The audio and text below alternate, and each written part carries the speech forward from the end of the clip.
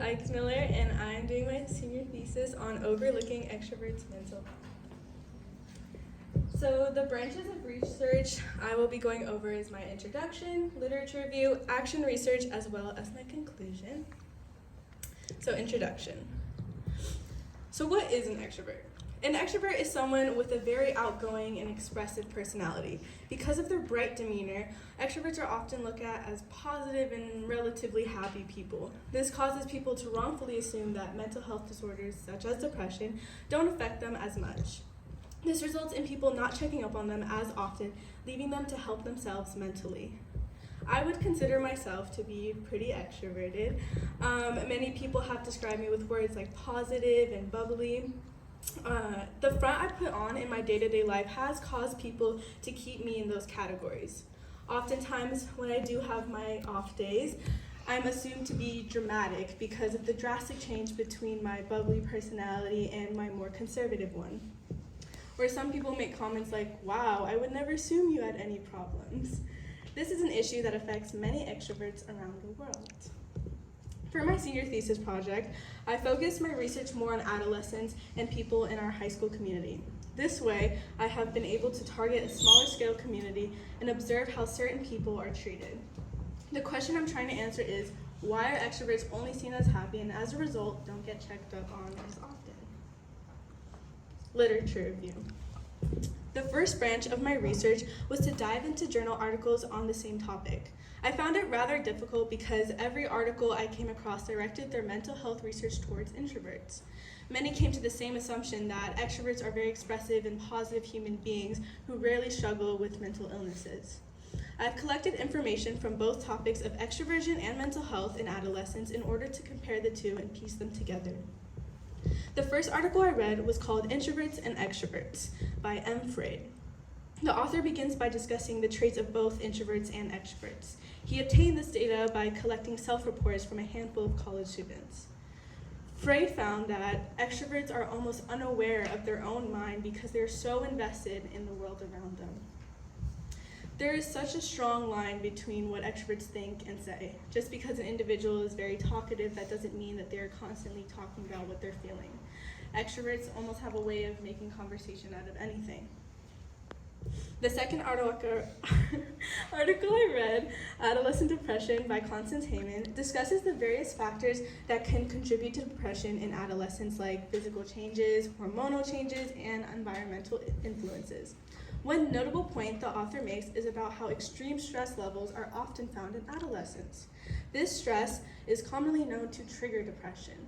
Heyman writes, "The link between stress and depression is a one-way street in which stress triggers depression." What is the sole factor of most adolescent stress? School. In our country, all minors are required to attend school. This means that almost all adolescents experience this high level of stress. Constantly cramming and pushing to meet deadlines and expectations strain adolescents' mental health. While researching my senior thesis topic, I came across the website by an author named Yona called Recounseling Depression with Extroversion. Yona writes, extroverts can struggle with depression despite extroversion being more associated with happiness and social activity. The author elaborates these stereotypes given to extroverts, then follow it with connections to extroverts' daily habits that actually help with their mental health. Examples can be going out, connecting with friends, and so on. After reading these articles, I found that extroverts are a lot more complex than people make them out to be. They aren't just happy-go-lucky people 24/7. Just like everyone else, they have an array of emotions that are affected by things that happen in their daily lives. So action research. For my action research portion of my senior thesis project, I have collected data in two formats, surveys and interviews. A large portion of my senior thesis research is how society views extroverts. This made it important to me to get both individual experiences as well as the public's generalizations. With public surveys, I'm able to further understand people's perceptions of extroverts and mental health. With interviews, I'm able to personally connect with extroverts in our community to get an understanding of their own personal experiences. Because of these factors, I feel as though both quantitative and qualitative data are important. Some limitations I had when performing my action research was getting enough people to participate in both surveys and interviews. My survey reached 32 people, and I was able to interview 7 of my peers. I sent out a survey to Hayward Twin Oaks, as well as people from outside our school community. The survey included questions about their knowledge or opinions on both extroverts and mental health, with a more concentration on depression. Majority of the questions were primarily opinion-based because I felt as if people's personal opinions would benefit my research more. It gave me a deeper understanding on people's perspectives on the questions asked. I've included 2 images of graphs that were in my survey. The first one is a simple question about whether or not they know what extroverts are. From there, the questions became a little more complex. My goal was to be pretty specific with my questions so I can get participants' opinions on every branch of my senior thesis research. I began by asking participants to name traits of extroverts. Some of the words commonly used were happy, loud, and outgoing. When I asked them to describe what they think someone struggling with mental health and illnesses may look like, they used words that were almost completely opposite, like sad, quiet, and tired. Toward the end of the survey, I asked participants what personality type correlates more with struggling with mental illnesses such as depression, which you can see here on the right. As expected, majority voted introverts. I then asked them to explain their choice, and many explained that extroverts struggle a lot less because of their outgoing nature, or that an introverted personality matches mental illness more. I then asked, do you believe the mental health of extroverts are often overlooked? Why or why not? Many people then contradicted their first answers and said that the way they view extroverts as happy may even be them overlooking the possibility of an extrovert struggling with mental health. This shows that people mindlessly do it. It doesn't make them bad people, but it's just the way society has engraved into our minds what people with mental illnesses should look like. The data I collected in the survey really showed that people don't even connect mental health with extroverts because extroverts are too outgoing. In reality, there is no set personality when it comes to mental health. I interviewed 7 people from around my high school, and from there I created a word cloud of words that were commonly used. The larger words being more often used and the smaller words being used slightly less often. When starting my interviews, something I tried to steer away from was having set questions to ask. Instead, I started by asking if at times they feel overlooked in terms of their mental health, and from there, I asked questions relating to what they were talking about. This made the interviews more real because we were able to dive deeper into their personal experiences. Considering I was interviewing extroverts, getting them to talk a lot was not an issue. In a school environment, extroverts tend to be more well-known, or as you can say, popular. A topic that was very common throughout most of my interviews was high school drama. The question was, is it really high school drama, or is it someone's real problems amplified and seen as almost reality TV to the rest of the school? Oftentimes, when someone who's more known have issues in their personal life, it spreads around the school like wildfire and is seen as juicy tea. People start poking their noses into their business as if it's entertainment, and gaining more information is like carrying around a trophy. This issue isn't only seen in the students, but it's also seen in our faculty. Just kidding.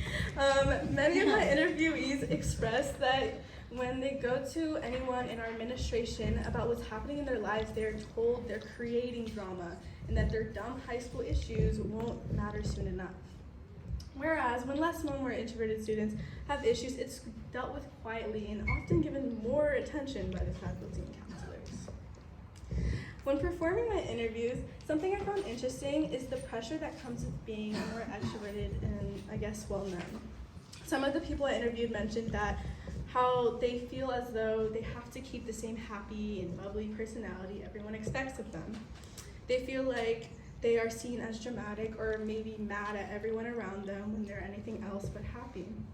They feel like they're not allowed to show any negative emotions because of how people perceive them. Think about it in the way that introverts are usually at a 30, so when they bring it down to a 0, no one bats an eye. As for extroverts are often at 100, so they bring it down to 0. It's a drastic change, and people see it as dramatic because of the larger difference. So on the survey side, surveys gave me a good idea of how the public views extroverts.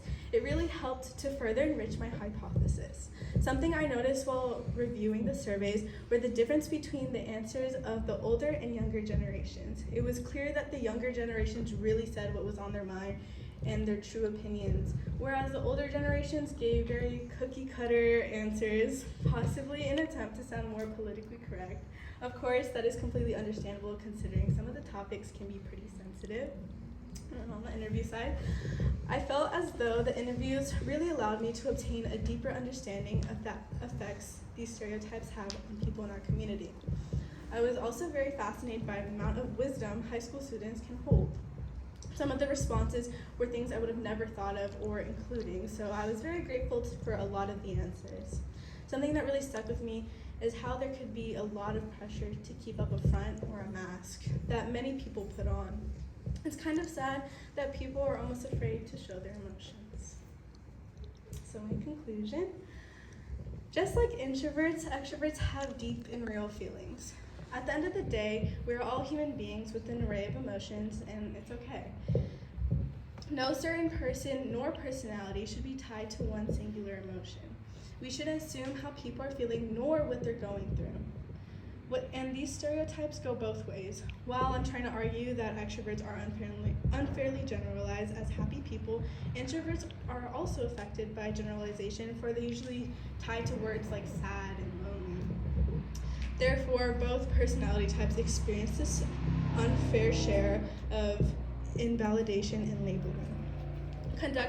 Conducting research on my senior thesis topic really opened my eyes to the messed up structure of the society we live in. The issues surrounding mental health are far greater than what I have presented.